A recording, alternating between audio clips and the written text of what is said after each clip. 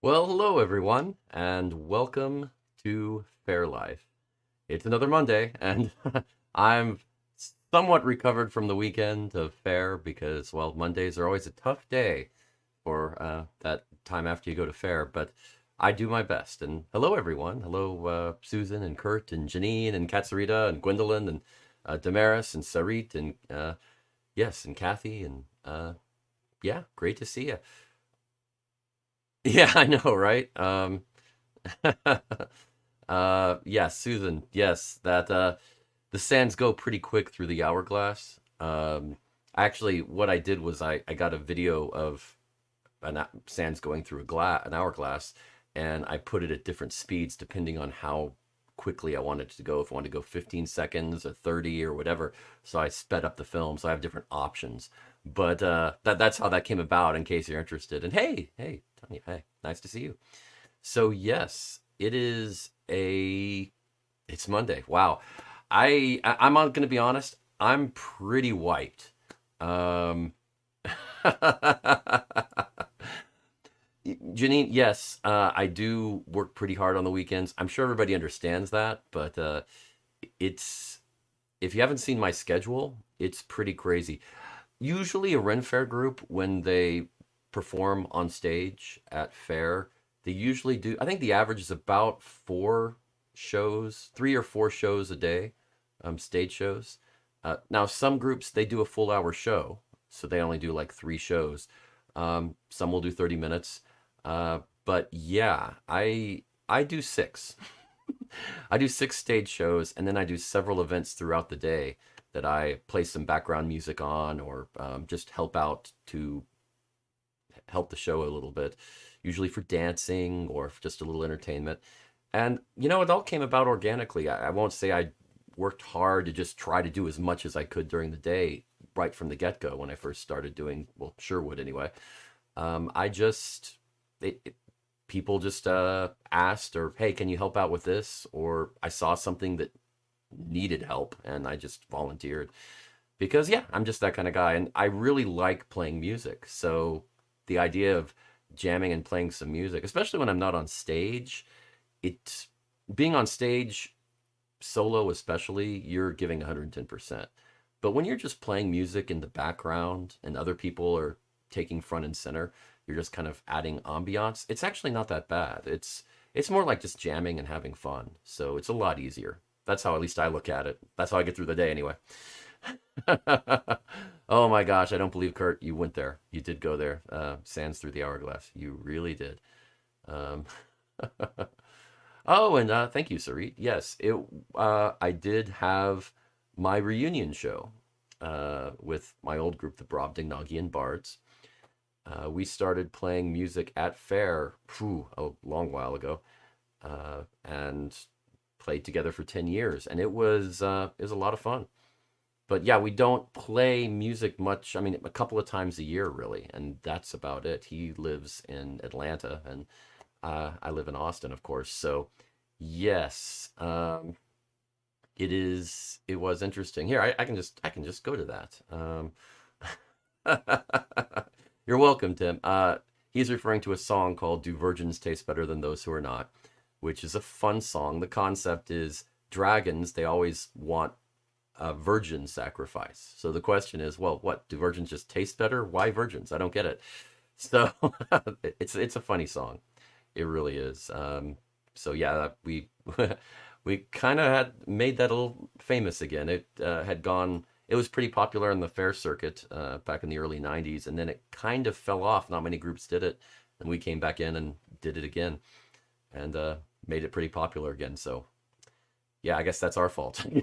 At least back then it was. But yeah, anyway.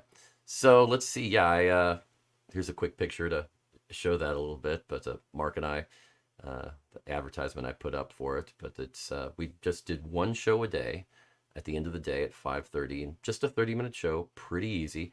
And last weekend and the next weekend, and it's a lot of fun. I mean, Mark, how do I put this?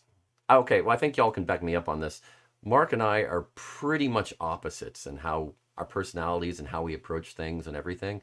and it comes across on stage kind of a yin yang thing, and people seem to like it. And it has been a lot of fun, and it's really good. That's actually good advice because the instinct, if you're doing a creative or artistic endeavor, is to collaborate with somebody you're comfortable with, who's a lot like you and you can relate to quite easily. And I honestly believe that's often a mistake because it's just like a clone of you. I mean, you're bringing a lot of the same ideas and the same instincts to the endeavor. And I think one of the reasons Mark and I have worked so well in the past is because we approach it completely different. And we kind of pull each other.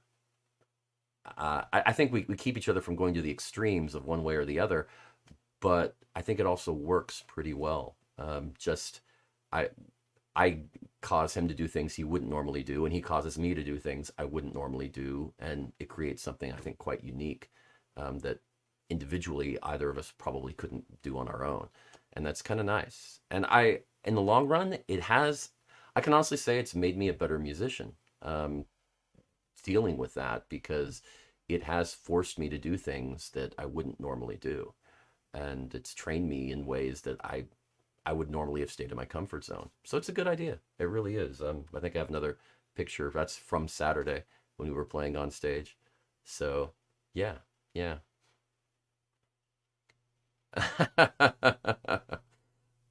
um, going to just record a track and do the one man band thing. Yeah, I mean that's certainly a way to do it. I've avoided doing the whole looping thing where you record yourself playing like a rhythm or whatever, and then just have it repeat and then play something else. It always seemed disingenuous to me because it's kind of like if you didn't have the electronics, it would be impossible to do in the real world. And I think that's very against what Ren Fairs should be about. I mean, if you're just that much of an antisocial person and you can't play with another group, that's a different problem. Because I mean, I can always play with other musicians, and if you'll notice, those of you who've seen me at Sherwood throughout the day, I normally will jam with other musicians regularly. My 4:30 show I do with Alan Adale there, and we play together just because we enjoy it. It's fun. We just have a good time. In the Combat Arena, I set up that show where another musician and and it switches throughout the season normally, but we'll do challenges to each other, and it's a lot of fun. So it does work well. And thank you. Yes, I really think we do. I mean, a good example is for both shows on Saturday and Sunday.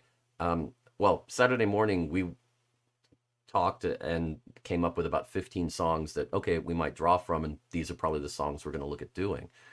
And both on Saturday and Sunday, he picked out songs on the fly that were not on that list, and I wasn't expecting. But what that has caused me to do is to really be very fluid with how I look at situations on stage and just roll with it. And oh, okay. And maybe the first bit of the song might be a little rough on my part, but I've gotten used to covering it, and then I kind of go right into it seamlessly, and it works out. So yeah, I mean, it really has made me a better musician.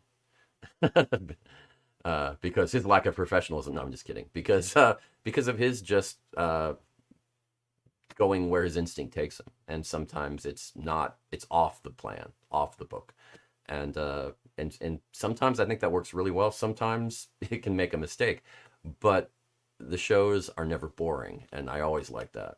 I always like that. Um, oh, right, right. Yeah, the loop. I mean, I think away from Faire, that's okay because that's just you're essentially doing electronic music. I mean, you're trying to do a very loose studio album live, and that's okay. But it just, I, I mean, at Faire, it's kind of weird because you're starting to get to music at Faire. In some places, are more like rock concerts, and I'm not.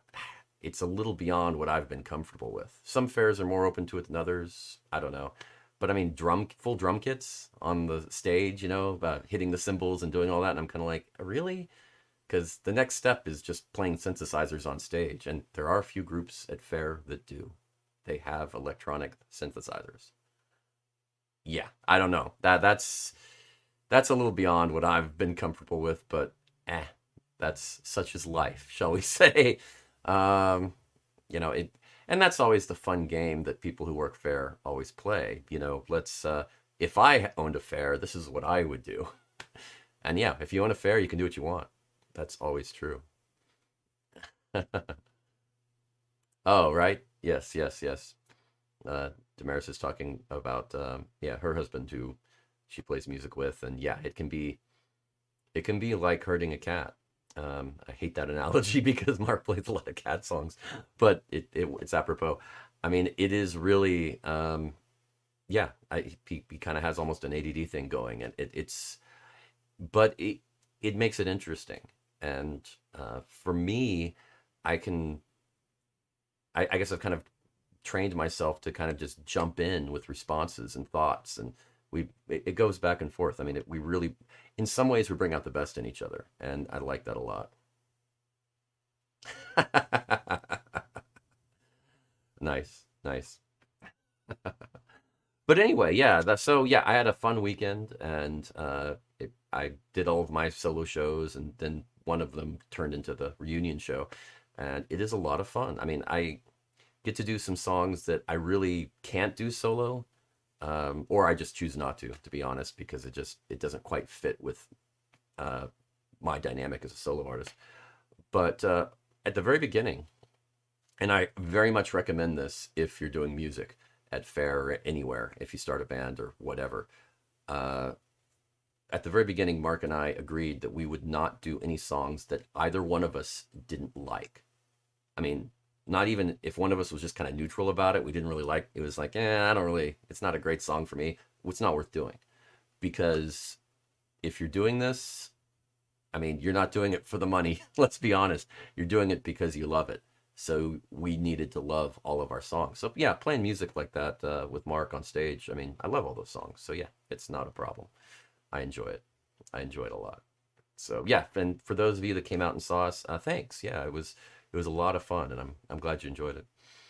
So yes, there is a bit of news I wanted to check out to see if some of you may have noticed this. I found it quite interesting.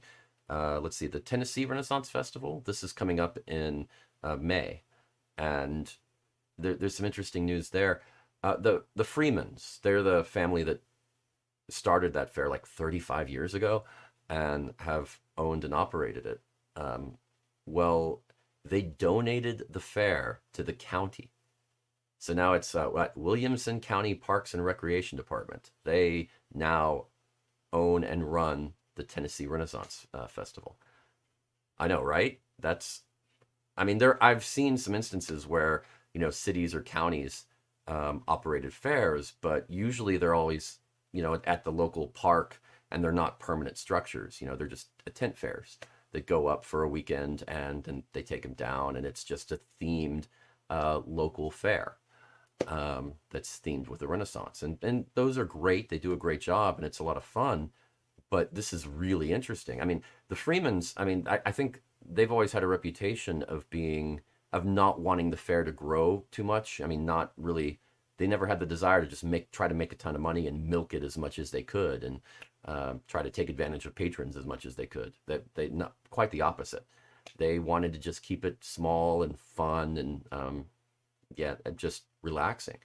And so they're looking to retire, and they just donated it, which kind of says, yeah, that reputation is well deserved.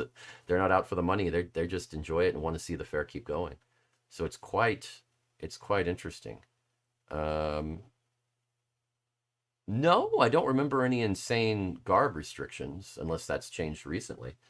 Um, Now, the one thing that is going to change, because the county now owns it, is there's not going to be any alcohol at the fair. So that might be the insane restriction for you. I don't know.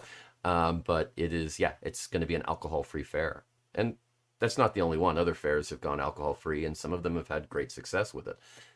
It just changes the dynamic, and some of the people who normally go to fairs, they wouldn't frequent that one if they're part of what they like about fairs is going into the pubs and drinking a lot. Um, so yeah, it's but it's a different atmosphere. It and it's not necessarily a bad thing, but because it's the county, they don't sell alcohol. That's just part of their rules is in how they handle things. So that went.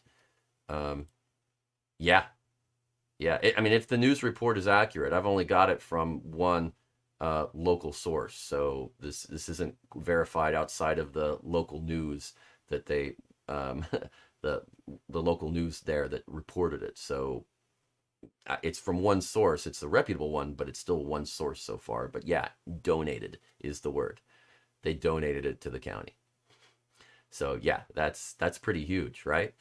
Um, and you're right, Kurt. That's totally it. I mean, it is all about the whole making it kid friendly and family friendly. That's why some fairs go that route because I mean, they look at the numbers and sometimes part of it is because it's a lot of stress and trouble to try to get a liquor license in certain counties where their land is, and sometimes it's even impossible. So that can be part of the issue. But yes, it is. Um, and you're right. Yes, Janine. Sometimes going to fairs where others aren't drinking can be a good thing. You're not wrong. You are not wrong. So yes, and I mean you can look at the fair. I mean, well, at the small keep they have there, that's the small castle. That is, it's pretty. I mean, it is small. It's not. It doesn't have much depth to it, but it is a great sort of entryway, and it's a fun little fair. So definitely something worth checking. Oh, okay. So you've got some information on that. So okay. Oh, okay. So it's a revealing garb thing. Okay. So okay, yeah. I mean, some fairs do have some restrictions. I don't know if I'd necessarily call that over the top. I thought you meant more like a restriction on garb, as far as like you couldn't wear anime garb or something. Some fairs are very strict about not dressing up like a Star Trek character. So, but no, okay. So that's what you meant. So yeah, I could see that. I could see that. They are. It's Tennessee, so it is a little more of a conservative crowd. That is true. That is true. So yeah, I think the alcohol thing there is not really going to cause much of an issue.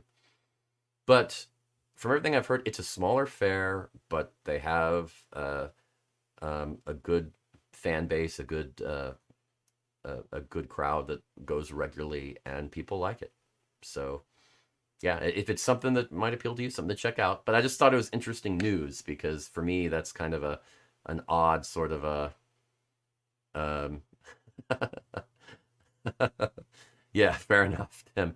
But yeah, I just thought it was an interesting bit of news and something to check out. And the way fairs work it's always fascinated me. Um, so yeah, just kind of an interesting bit. Um, it's over the top, literally. Good one. But okay, well, let's talk a little bit about Faire because we have yeah, the new some new fairs, a lot of new fairs. Well, new for this uh, just starting this weekend anyway. And you have well Arizona and the Arizona fairs and the Florida fairs are all now done, and they're very predominant in February and March, but now we're in April. So yeah, and you're starting to see some fairs start to get a little more north, like I mentioned last week, and that's going to continue. And there's going to be more fairs in the future, and they're going to be spread around the country more now. But yeah, this is going to be interesting. Let's go full screen here.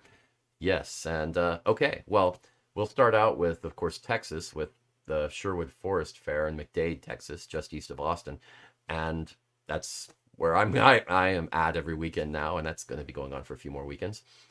Then we still have Avalon Fair in Kilgore, Texas, over in Northeast Texas. That's still going on, and yeah, I think those are the only ones that were there for yeah, for last weekend. So now we're adding Scarborough Fair in Waxahachie, Texas, just south of Dallas, and that's a pretty big fair. It's been going on for a while. Now we go east in Georgia, we have the Georgia Renaissance Festival in Fairburn, Georgia. That's just south of Atlanta, and that's a pretty good sized fair, and that is going to be going on for a while. And oh, and yeah, up in New Jersey, in Absecon, New Jersey, I think that's how it's pronounced. The Smithville Renaissance Fair there, so something to check out. Then heading over to the Midwest and Kansas, we have the Great Plains Renaissance Festival in Wichita. And then heading over to California, yeah, we have the I think it's pronounced Tulare, Tulare County Renaissance Festival in Visalia, California. And then south of that, you have the original Renaissance Pleasure Fair in Irwindale, California. Now, that was the first Renaissance Fair. Yeah, the first one. That opened up 60 years ago in 1962. So, wow, right? That's pretty, 60 years. That is just frightening. And that was the first Ren Fair in the US. So, it started it all. So it's their fault. But no. I mean, you're going to see the fair list really expand over the next several weeks. Um, oh, you don't believe you just said that, Susan. But I'm putting it up anyway. Uh, but yeah, but no, you're going to see the fairs expand all over the country, and a lot more going on here in the next several weeks. So keep an eye out for that, and it's just going to make this segment go a lot longer. Always fun. But yeah, so fairs, it's definitely. Oh, I'm okay. We'll be at Wichita next weekend. Nice. That's yeah, that's a fair I haven't actually been to yet. That is one of the problems. I mean, when you go and perform at fairs, you've already got like 20, 30 of your weekends already covered, so you don't get to see all of the fairs. Luckily, over the years, I have been to a lot, but there are still a ton of even big ones that I have not been to. And there are several on my bucket list, and I plan on checking out as many as I can. Definitely. So yeah, I'll get to talk more about that. I mean, the tough thing is I'm still looking at trying to figure out how to do this effectively on the road, and I'm working on that still. That is still a work in progress. So we'll see how that goes. Um, Definitely had a few wrinkles at Louisiana last fall, and kind of made it work sometimes, but I can do better. So don't worry, I'm working on it. We'll make that go. Well, I think I'm gonna go ahead and cut it short today, because yeah, I'll just be honest, I am wiped. I am really tired from the weekend, and I'll have a lot more next weekend, and even more the weekend after that. A lot of cool things going on in April, so look for that. But yes, it got another weekend coming up of reunion shows and music, so a lot more to come. And yeah, and for all of you who've been going to fair, hey, great seeing you. And if you haven't, start looking at the map, because it's going to be going all over the U.S., and hopefully there'll be a fair near you in the not too distant future, because the spring and the fall are the big seasons, definitely. And yeah, I can't wait to see y'all too over the weekend. So I appreciate that, and I will definitely get some rest, Janine. So thank you, and yeah, I will see you soon. So have a good evening, and a good night, a good week, and as always, a fair life. Take care.